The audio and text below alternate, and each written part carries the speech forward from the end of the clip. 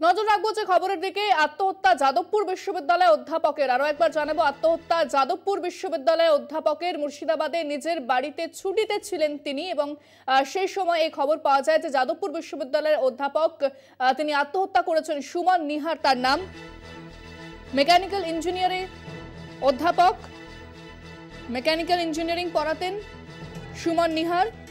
মুর্শিদাবাদে নিজের বাড়িতে ছুটিতে গিয়েছিলেন, কি কারণে আত্মহত্যা তা এখনো স্পষ্ট নয়।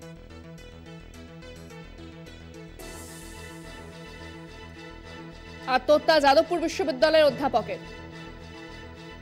ফোনে রয়েছেন আমাদের প্রতিনিধি শুভঙ্কর মণ্ডল। শুভঙ্কর, কি জানা যাচ্ছে?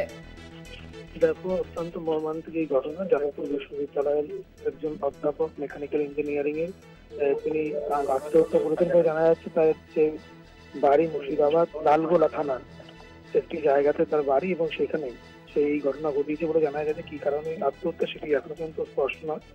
বিশ্ববিদ্যালয়ের কাছে ইতিমধ্যেই সেই পরিবারের তরফ থেকে জানানো হয়েছে, এবং স্বাভাবিকভাবে এই ধরনের ঘটনায় বিশ্ববিদ্যালয় কর্তৃপক্ষ থেকে শুরু করে পড়ুয়া, শিক্ষক প্রত্যেকেই কিন্তু বিশেষভাবে শোকাহত। কারণ এই যে অধ্যাপক কিন্তু বিশ্ববিদ্যালয় পড়ুয়াদের কাছে যতটা জনপ্রিয় ছিল, অধ্যাপক স্কুলের কাছেও কিন্তু ততটাই জনপ্রিয় ছিল। অত্যন্ত প্রাণোচ্ছল বলে আমরা জানতে পারছি। স্বাভাবিকভাবে এরকম ভাবে আত্মহত্যা কেন সে করলো, কি ঘটনার নেপথ্যে রয়েছে সেটি অবশ্যই তদন্ত সাপেক্ষ।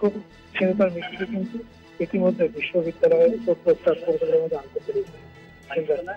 ধন্যবাদ শুভঙ্কর। কথা বললাম প্রতিনিধি শুভঙ্কর মণ্ডলের সঙ্গে। আত্মহত্যা যাদবপুর বিশ্ববিদ্যালয়ের অধ্যাপকের, মেকানিক্যাল ইঞ্জিনিয়ারিং এর অধ্যাপক সুমন নিহার মুর্শিদাবাদে নিজের বাড়িতে ছুটিতে গিয়েছিলেন। তবে কি কারণে আত্মহত্যা এখনো পর্যন্ত স্পষ্ট নয়।